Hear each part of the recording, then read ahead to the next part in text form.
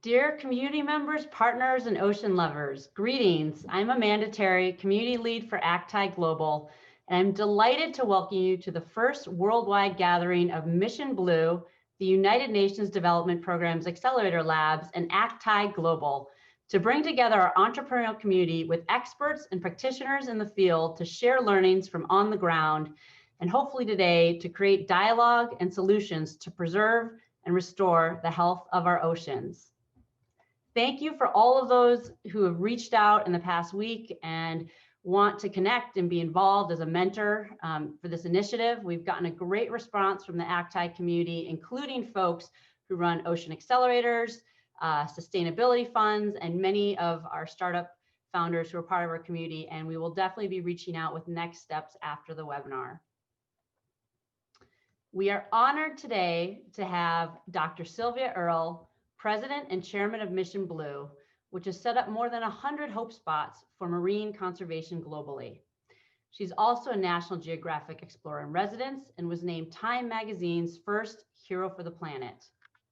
We also have Bill Tai, legendary kiteboarding venture capitalist who's been funding companies since 1991, including as Zoom's first committed backer and the catalytic seed for Canva, Treasure Data, and Wish.com.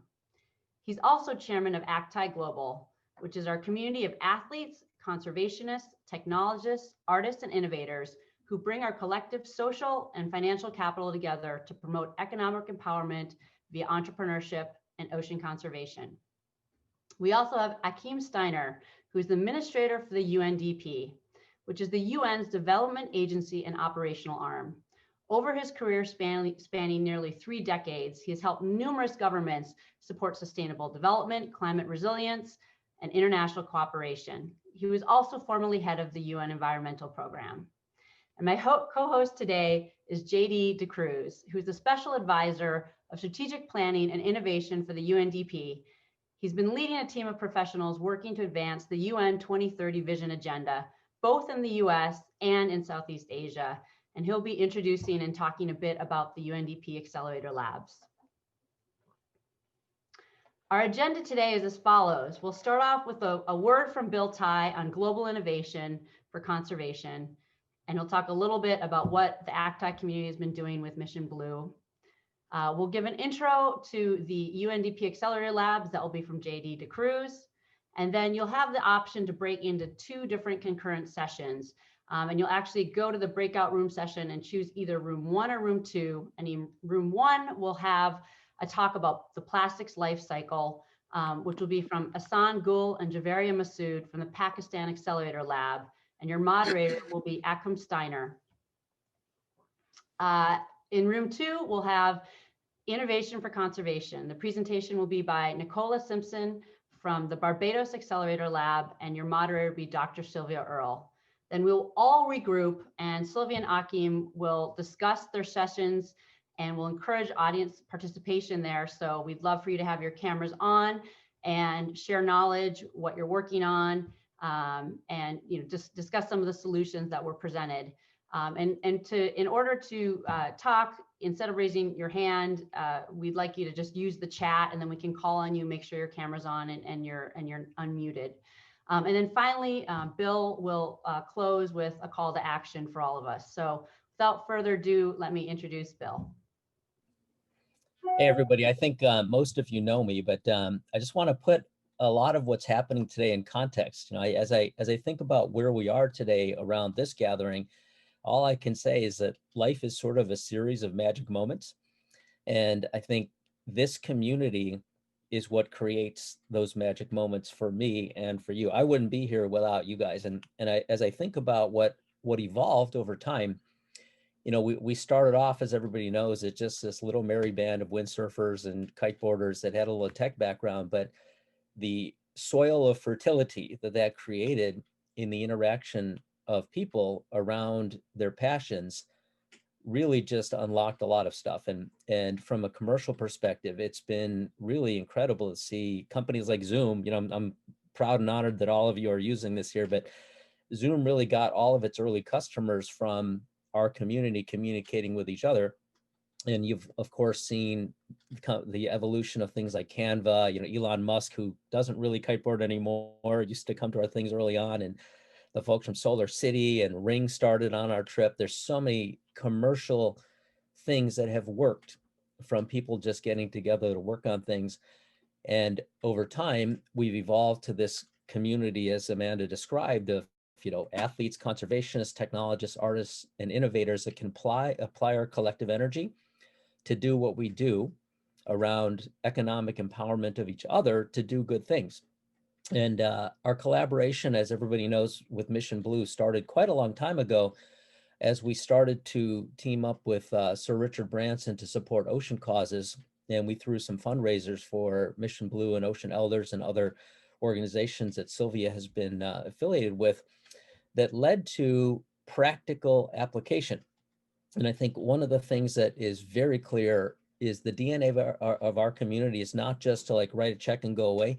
It's actually to get involved and do stuff. So this call for mentorship and involvement from everybody on this call is fantastic, because I think we're in a position now to take our energy and our methods of actually just doing things to apply them to something very special. 3 or 4 years ago, we started to work right at the point that Mission Blue was starting their Hope Spot campaign to do what we needed to do to get what you see on the screen in my background, the Abrolhos Islands, anointed as one of the first marine conservation areas in an active way. And back in that day, this is off of Perth, we had a community of interest developing Perth. We actually put together a blockchain project in that era through a development organization, Perth, called Lateral, to create a fabric to connect disjointed, disparate pieces of research to make them discoverable in the same way a search engine does. Things that had been done over decades, but thrown into a desk drawer, and those became basically exposed on this blockchain for transparency. And that kind of active engagement in an area to help, make something visible, empower through technology, some new stuff. We have a chance now to bring that forward with scale in conjunction with the United Nations and JD Cruz's operation, the Accelerator Labs.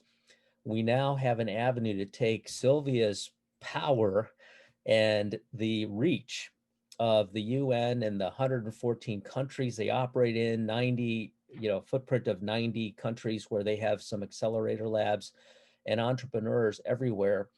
I think we have a chance to find the next Melanie Perkins, who was a 19-year-old girl working on high school yearbooks in her mom's living room and now runs a multi-billion-dollar company. In this period where sustainability has, while it's always mattered, it's becoming very, very important and to the capital markets and at the forefront of investing. And you see it in things like, the market cap of Beyond Meat or Tesla. We have a chance now, I think, to take our methods, our practices, our network to empower people around the world to do good things where commercialism is aligned with environmentalism. And that's kind of what the world wants. And I think we have the network and the skills to do it. So I'm so glad everybody is in this first inaugural meeting to help us kind of kick this off. And what I hope to see flow out of this is little rivulets of projects and involvement where, it's all about experimentation. I can't count the number of companies that I've helped get off the ground. You see the successes like Zoom, but they all start with a couple people in a conversation trying to get something done. And if the forces of nature intend for those projects to get traction, they will. And so we just have to get these things off the ground and support them. So thank you all for being here. And I'm really excited to see this getting started. Amanda, you want to take over here? Yep, and thanks, Bill, for the intro. And I want to hand it over to JD DeCruz to talk a little bit about the UNDP Accelerator Labs and what they've been working on, so some of the ACTAI community can get educated on all the wonderful work they're doing. Awesome. Thanks, Amanda. Thanks, Bill. And hello, everyone. It's really great to be here with all of you today. This conversation has been quite a while in the making, built on a both a set of conversations and effectively a friendship that's developed amongst the ACTAI core team and our group, which came out of a recognition of a shared purpose. So I work at the UN Development Program, which, as Amanda said, is the sustainable development arm of the UN system. And we work on the ground in 170 countries and territories around the world, trying to help countries and communities develop in a more sustainable way. Achim, who's going to be moderating one of the sessions and speaking afterwards, leads UNDP. And under his leadership over the last 3-4 years, we spent a lot of time thinking about how we can build solutions to the problems of sustainability at a scale that's needed to deal with the challenges in the world today. And one of the things we recognized was that we needed mechanisms to find the innovations that people are creating on the ground every day, all around the world, and to be able to share and scale those in order to be able to solve problems at the scale at which the world needs it. So Achim tasked us about 1.5 years ago, I think it was, to create and set up a network of what we call accelerator labs. And these are teams of people like Ehsan and Javeria and Nicola, who are on the call today, who sit at the core of our country operations in 90 of our offices now, covering 117 countries. And their role is to work in their local networks, their local ecosystems, to find, source, test, share, and scale the myriad innovations that people are creating every day to solve the problems that we see in the world. In this conversation, in the 2 breakout groups that we're going to have in just a moment, we're going to look at some of the solutions that are being identified and scaled, looking at a set of 2 different problems that we see, challenges we see as being quite critical. One is around the issue of plastics. As we set the labs up, we got a very strong signal from the ground that many people around the world are recognizing that the creation, generation, processing, use of plastics and how that impacts waste management, how that impacts marine pollution was a major problem that we all needed to tackle.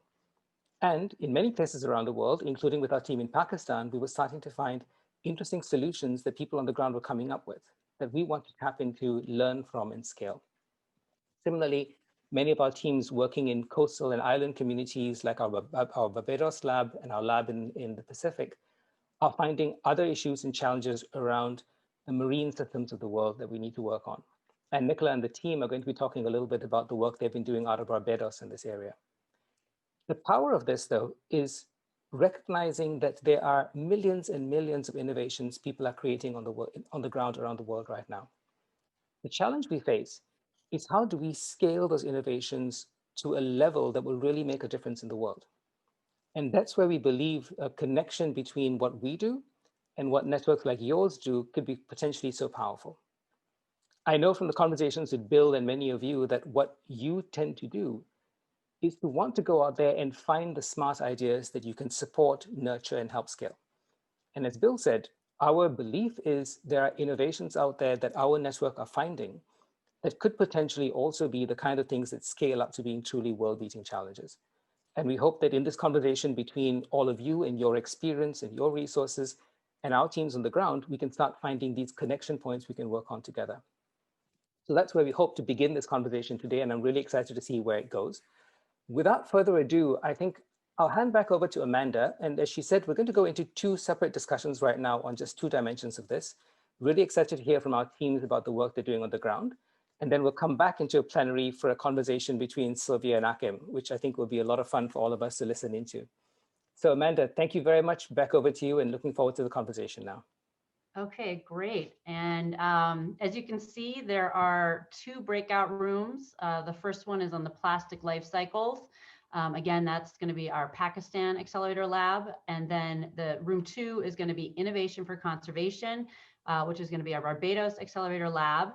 And you should be able to, down below, see, I'm just trying to see where the breakout rooms, an option to be able to, here you go. You should be able to join a breakout room and either choose room 1 or room 2. It might take a minute or so, and then you will be transported into your room with your speakers and moderators. So hang tight and go down to the bottom of your screen, and where you see breakout room, choose either room 1 or room 2. Thank you so much. And I'm going to hop into room 2. Welcome back, everyone. I don't know what it was like in the other breakout group, but we were yanked back in here unceremoniously just as we were starting to get into an interesting discussion. So, Bill, if the ethos of ACTAI is to leave them wanting more, you certainly did well on that one. Yeah, it's always the case. That is always the case. I think we could have, I mean, I feel like we were just starting the discussion and people, were bubbling up with ideas and wanting to share things. And then, we got the 5-minute warning. So We'll blame Craig since he runs the breakout rooms. But yeah, yes. I think I'm sorry. Well, we could have been on for hours. I think it's a good beginning. I mean, it was super interesting hearing Nicola talk, and she kind of opened with, in the chat, what's your idea of the blue economy? And people kind of talked about potential, precious life, sustainability. She was talking about some of the blue bots that they're using in Barbados to monitor coral reefs. And we were starting to get an interesting discussion about, what are you doing with the data that's being collected? And, are there even ways to monitor or monetize some of the virtual tourism that could be happening through kind of semi-autonomous underwater robots and IoT, blockchain as well. So we were talking about a lot of interesting stuff. And also, I think we have a new term instead of work from home, potentially work from Barbados. WFB with their new, welcome to Barbados package for people to work remotely. So, well, Amanda, let me tell you, while you guys were having fun swimming in the ocean, we were getting down and dirty talking about the life cycle of plastics and single-use plastics in Pakistan. So, we were doing the really hard work here. And it was really interesting to hear the depth to which the team has started to understand, the nuances in what is a very big problem. Javeria and Ehsan were talking about the fact that the amount of plastic generated in Pakistan every year equals to twice the height and mass of K2, the second largest mountain in the world. And within that, there's a huge issue around single-use plastics, particularly, which aren't being brought back into the recycling cycle. And so we already got, I think, in that conversation, a few really great tips from people in the group around, companies that are working on solutions to this, connections that can be made. And I'm sure that Javeria and Ehsan will be following up with a number of people there to see how we can start connecting the challenges they're facing in a country like Pakistan, which is also a huge market, with the kind of opportunities that people are seeing in the innovation and startup ecosystem that many of you are part of. But anyway, deep breath. We move on to what I think is going to be at least as interesting, if not more interesting, which is the conversation between Achim and Sylvia. So Amanda, maybe let me allow you to invite the two of them back in here, and we'll hand over to them for the next part of the session. Yeah, great. I think we have everyone back in to one session, and we've got Dr. Sylvia Earle and Achim Steiner, and I know they've been longtime friends and colleagues, and I'm going to kick it off to them to continue the discussion and dialogue on what were some of their revelations in their rooms, and with that, kick it off to Sylvia and Achim. So, oh, there you are. there you are, right. I'm not sure if they're going to remove the poster. Yes, they are going to remove the poster. So Sylvia, great to be with you. In my notes, it says I'm supposed to start asking you some hard questions. Is that also the choreography that you have? No, I'm supposed to ask you some easy questions. Oh, right. Well, that's very nice, because they've given me a hard one. But just to say to everybody who's on the call, whenever I'm in a room, virtual or otherwise, with Sylvia, it's usually an extraordinary moment and experience. And in part because what you bring to any discussion about the oceans, about the state of our planet, is this extraordinary knowledge that has defined your life career, and yet that ability to translate that knowledge into something that is deeply ethical. And so my first question is actually one that I think I've been served a curveball by our choreographers, but I'm going to ask it to you because Sylvia and I, we've sat in World Economic Forum sessions, in workshops, in ocean meetings. And, in the last few years, we've often talked about the transition towards a greener economy, essentially sustainability driving how our economy functions. And alongside that, inspired partly by the ocean states of the world, the small island states, came this term blue economy.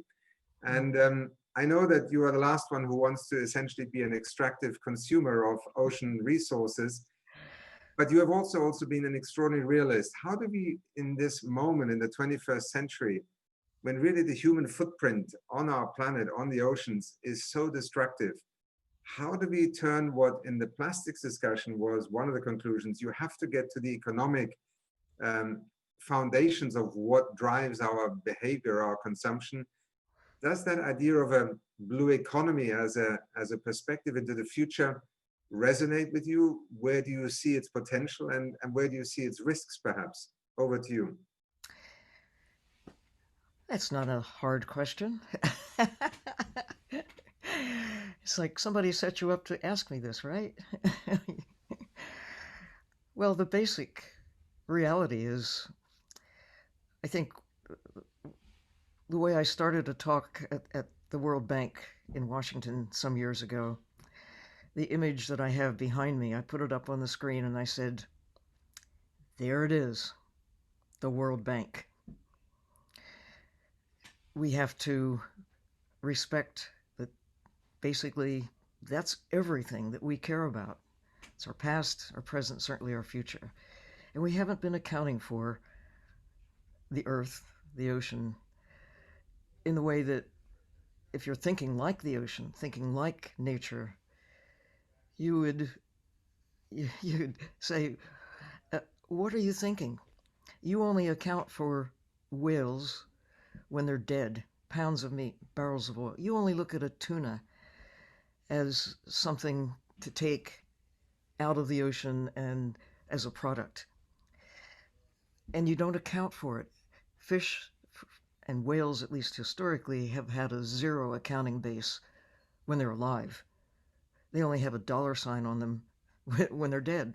Look, this isn't right. A tree is historically been mostly valued as board feet of lumber or something in the way of agriculture. Get rid of the trees so we can plant something useful.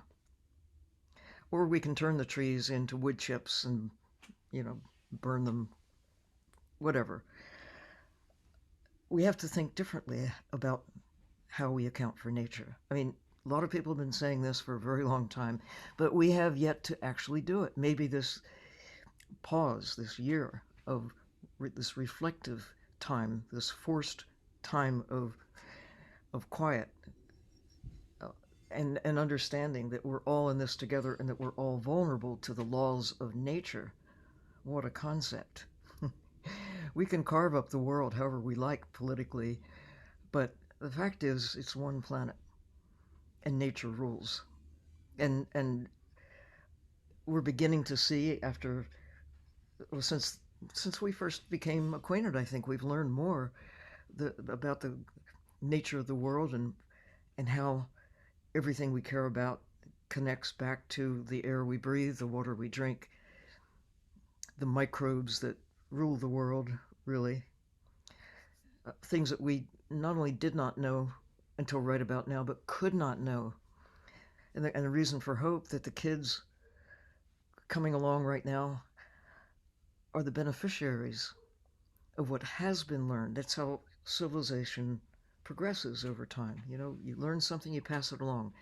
And never before have we had the capacity through new technology to share the view, to learn something on one side of the world and instantly communicate it to the rest of the world and weave it into this knowledge base. So it's not a matter of lack of knowing anymore. I mean, there is a lot more that we have to explore and integrate into our knowing. But we know that the world is in trouble. We have the evidence of climate change, the evidence of the plastics in the ocean.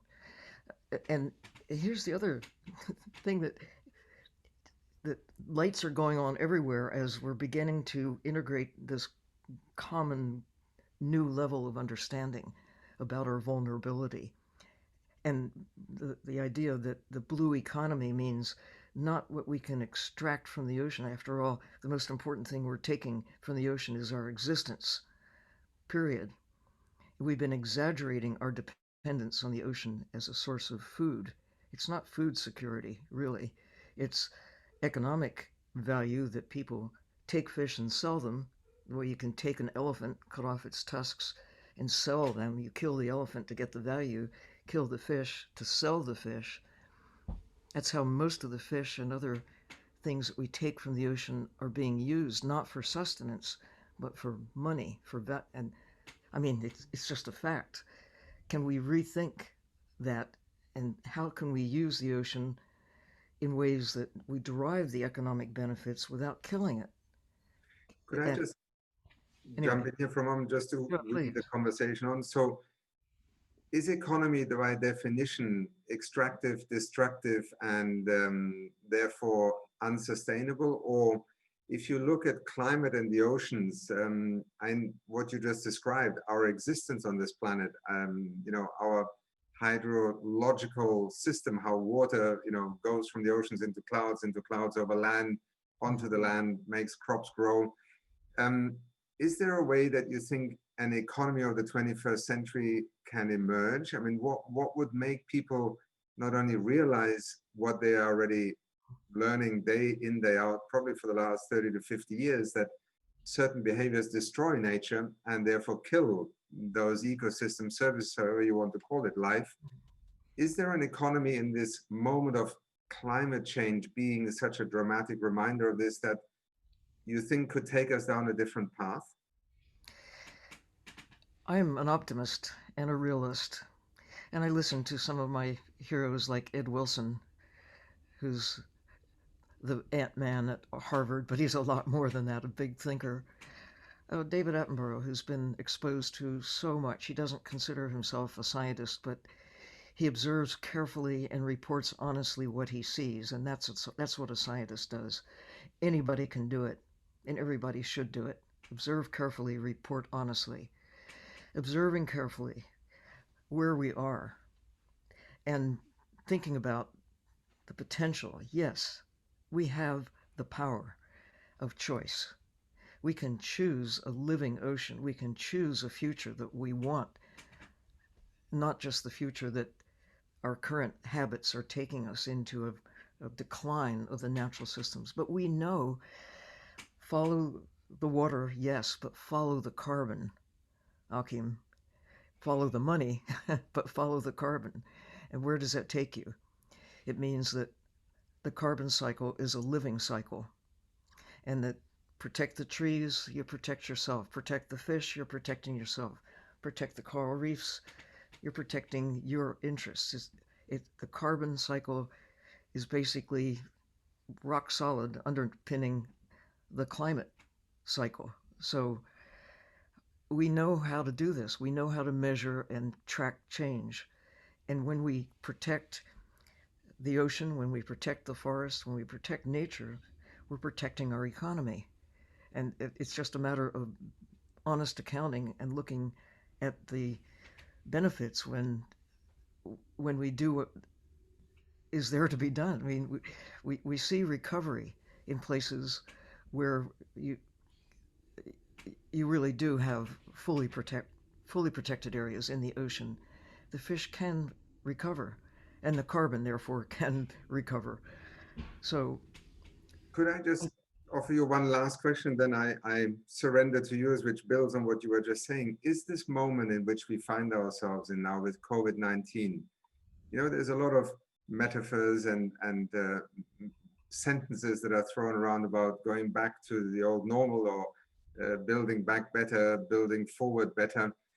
If you, with all that you have seen over the years, is this one of those generational moments? And what would make people come out of this nightmare that we are living through collectively and individually, literally in every corner of the world, with something that would put us on a different trajectory? Because all that you describe has on many topics and on many occasions not proven enough to change this destructive law of gravity that economics so often brings into daily decisions.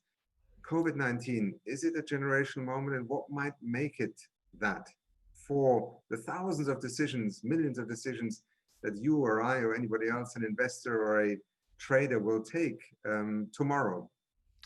one would hope that this is like the 2x4, striking us on the head. Wake up, wake up. We are vulnerable and we're all in this together. And it's going to take all of us working together toward the common goal of protecting the planet that keeps us alive. We are vulnerable. I mean, Earth is a miracle in a universe of great hostility. I mean, it's tempting to think, oh, let's just pop off to Mars and set up housekeeping there. But we know better, really, not for 6 million, 7 million, 10 million people to go to Mars. I mean, come on, get real. So we've got to make peace with our own life support system, with Earth, with nature. And that is beginning to emerge. And blue economy, green economy, it is the pathway to do that with proper accounting for nature. Right. And it's there to be done. I mean, we heard in my little breakout session, Nicola talking about having virtual live tourism. Now that we can't go to the places that we love personally, can we do it virtually? This conversation could not have happened 10 years ago.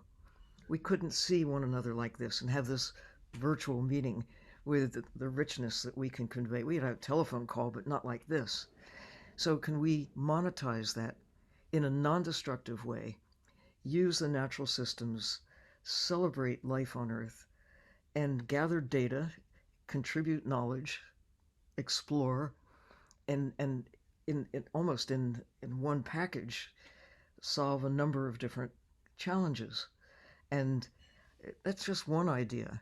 But we've got this fertile brain trust. What else can we do that doesn't destroy, but rather enhances the value of our life support system, of nature, whether it's in treetops or in the depths of the deep sea, in little submersibles that people can share the experience, the way we can share the experience of astronauts.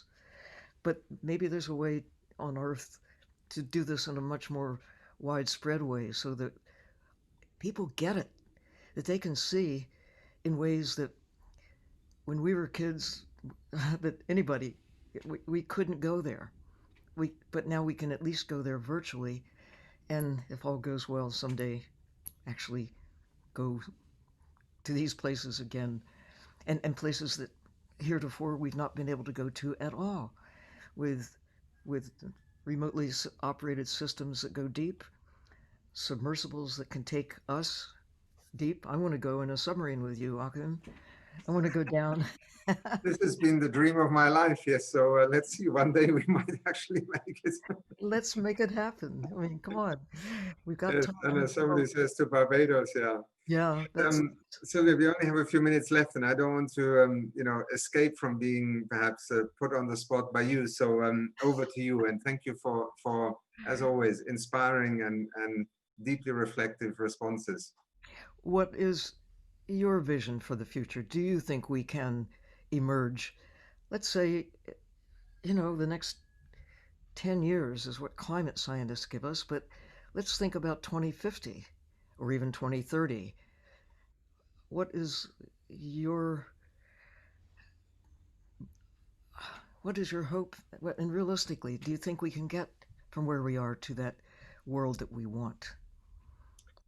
I think we can. I think to me, the fundamental ability of human beings to understand is not in question. I also think that despite some of what we see happening and playing out in the streets today, we are community creatures. We are people who have deep solidarity. I saw it here in New York, when the system was imploding, 20, 30,000 people from across the US came and followed the call to volunteer into the epicenter of this pandemic. In my streets, in my neighborhood, it was the neighborhood who essentially rose to the challenge in the most extreme moments. So my greatest fear is that we're losing the race against time, because there are so many things that are, orthodoxies in the way we think of economics and of development, in the way we've been taught to solve problems.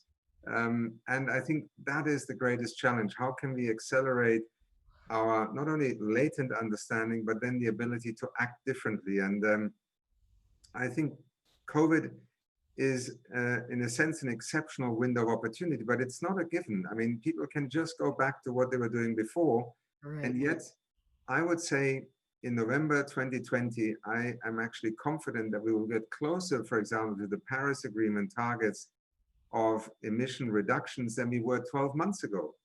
Because in this extraordinary moment, people suddenly have shed their shackles, by necessity.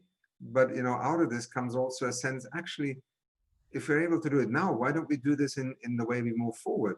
Right. And that's where I see the extraordinary opportunity, working in a development organization. I obviously am focused on those who don't yet call themselves the, developed economies or the industrialized economies. That's where much of what happens in the next 20 to 30 years will actually be defined. And take a continent like Africa, soon there will be 2 billion people. You said 2050, 2 billion African citizens. Most of the rest of the world still thinks of Africa as marginal and at best semi-relevant to what happens to the rest of the world.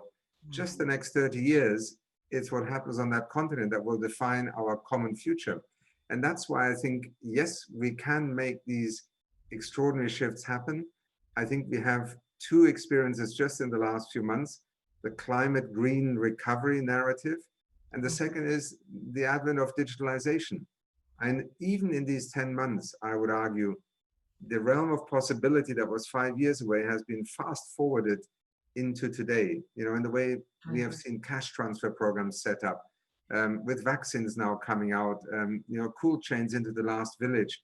India announcing connecting 450,000 villages to its fiber optic network in the next 1,000 days. Inclusion, dealing with inequality in that digital universe of possibility. These are transformational possibilities. And in that sense, I think we are capable of it, but there's nothing, given about it.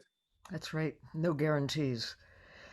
It really is up to those who have whatever power they've got to use it in a way that will get us to that better place.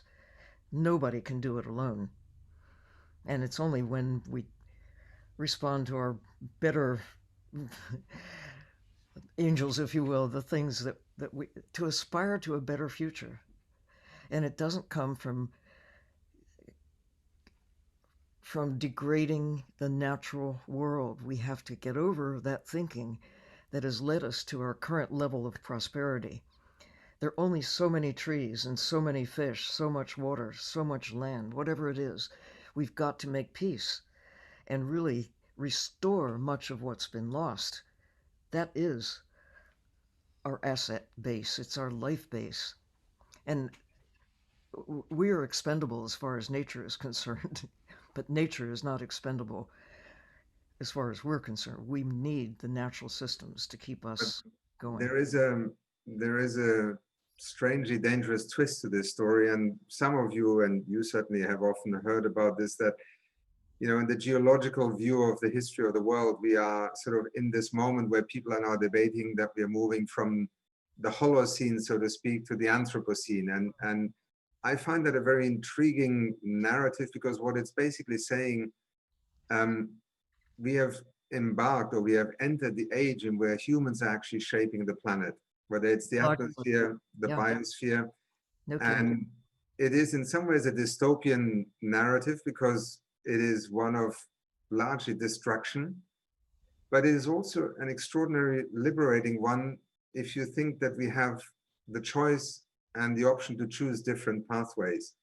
And since we're going to run out of time at the moment, I just want to also share with you and all of you who are on the call, UNDP has been sort of the symbolic institution of talking about human development. Initially, environment, nature didn't even feature in it. Then sustainable development emerged, and it became a sort of a corrective to otherwise very human-focused decision-making. Everything was about human well-being, and it remains that. But this year, the Human Development Report, which is UNDP's single most important sort of report card on the state of the world, will try for the first time to link the Human Development Index, that was essentially measuring income and education and health, to also planet and nature's state, because it has become inextricably linked to human well-being.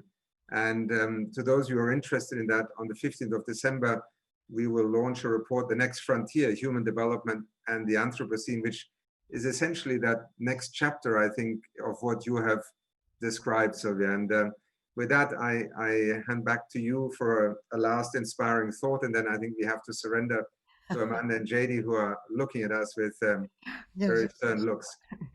Well, just one thing, and another reason for hope, that the climate discussions are going blue, that the ocean that really drives climate, shapes the nature of the world, keeps us alive as well as the fish, that it's being now properly, or beginning to be properly accounted for.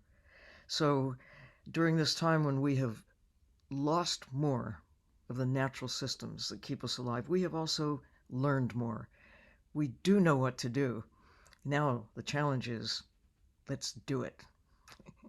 Let's unshackle the world. Thank you so much, Sylvia, and thank you also, Bill and Amanda and JD, for giving us a chance to have today's encounter. Well, thank you so much. We really appreciate your time and insights, and it was a wonderful discussion. So thank you. We appreciate your time. I want to kick it over to JD quickly, because we were going to talk a little bit about the UNDP has launched Ocean Innovation Challenge last year. So I think folks on this webinar would probably like to hear a little bit about it, if there's ways that they can currently get involved, or is there going to be a next class that they can submit their proposals for? Thanks, Amanda. And just to say, we have a lot of stuff going on in UNDP, and it's always difficult to cover all of it in one call. But as you mentioned, one thing that I know we got a number of questions on is our team who work on oceans, a number of whom are in this call right now, launched an innovation challenge at the beginning of this year to find truly innovative, scalable solutions for how we can, sustain our ocean and coastal ecosystems, restore them, but also ensure livelihoods for the people who depend on them.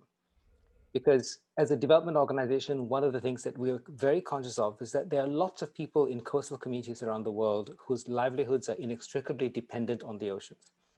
And a big part of our challenge is making sure that they can also have sustainable pathways to earn living without degrading the planet in which we live. So the challenge was launched earlier this year. We got 600 odd proposals in, and we're finalizing a list of 12 winners now for this round.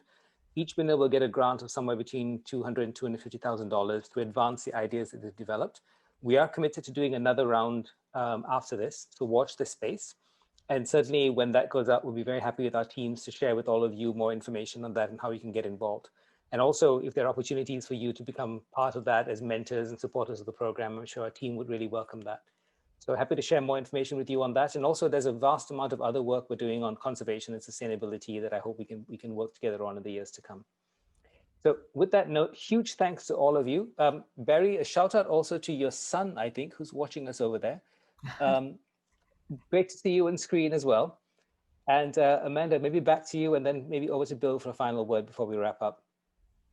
Okay, great. Well, thank you everyone for joining today. This is just the beginning of the discussion. We've saved the chat. We have a Google Doc of people raise their hands who want to get involved. So there will be a lot of next steps and follow up, but we appreciate your time.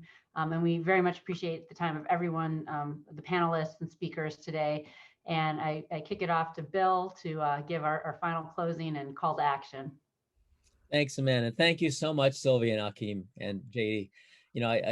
I get, all I can say is this is how it starts. Like every project I've been involved with has a starting point that looks a little bit like this. And actually this one has more critical mass than almost every project that I've ever started. And Sylvia touched on Zoom as an example. It is really remarkable in this time that I don't know how many countries or people in how many countries we have on this call, but it's a lot. And this was not possible 10 years ago with this fluidity. And I can still remember, the first couple of Zoom calls after, Eric Yuan and I had a conversation about, well, maybe you should try to build something on the cloud. And that's actually been the fabric to create a lot of companies and movements. And I can see a lot of things coming out of here that we couldn't have done before, as JD was talking about his contest. With that many applicants, there is going to be a Melanie Perkins somewhere in that group. And all we have to do is figure out who that one or two or three people are. and empower them with the resources of the network that we have on this call. And so, JD, I'm sure that there's going to be some follow-ups, but Absolutely. yeah, so I think what we have to do is basically take the energy on this call, organize it a little bit, just make sure that there's some exposure of the things that happen when they need to happen. And I don't know exactly how that's going to take form, but I'll leave it to Amanda to help put all that together. But it's actually pretty straightforward. It's kind of, just regular touch points, people knowing what they can be involved in and how. I think we should create like a little mentor program where people have an official, it's not really a title, but you can call yourself a UNDP accelerator mentor and in various categories, or tie to Mission Blue, and let's get some of this started. Very, very, very easy to do. And I think we probably have a lot of momentum for Barbados. As I look at the chat, there's a lot of people basically saying, Barbados, Barbados, we're coming to Barbados. When are we coming to Barbados? So we might as well use that, Nicola, as an in-person gathering. Maybe when we do that function, we invite a couple of the leading companies from that UNDP function to come and just talk live about what they're doing. And let's organize something with the Prime Minister and some really fun, interesting people that could help promote that movement and company. But lots of ways to do it, and we're starting now. So thank you, everybody. Absolutely. And I welcome all of you to Barbados. Yes, unfortunately, Achim is very busy, and so as his dutiful servant, I'll volunteer to go on his behalf. JD, that is not true. That is not true. I'm the first one to join you, but with JD and the others. Bye-bye. Thank you so much, Achim. I know you have to drop off to go on to another call, but thank you also to everyone on this call. Bill, huge shout out to you and your team for pulling this together. I mean, it's been a real privilege for us to be able to talk to this network, this community, to feel the sense of shared purpose here. And as you said, somewhere in our networks, there's going to be lots of those billion-dollar ideas that we can work on together and build out. So we'll work with Amanda and the team to send more information out to ACTAI. Keep in touch on what we're doing in UNDP. There's a million things going on here. There's an amazing group of people in our network doing really good work, some of whom you've had the chance to meet today. And we really look forward to seeing how we can continue to work with all of you on this. Bill, Amanda, team, Sylvia, as always, such an honor and a privilege to listen to you. Thank you so much, all of you, for a really amazing hour and a half. Take care, everyone. Thanks a lot.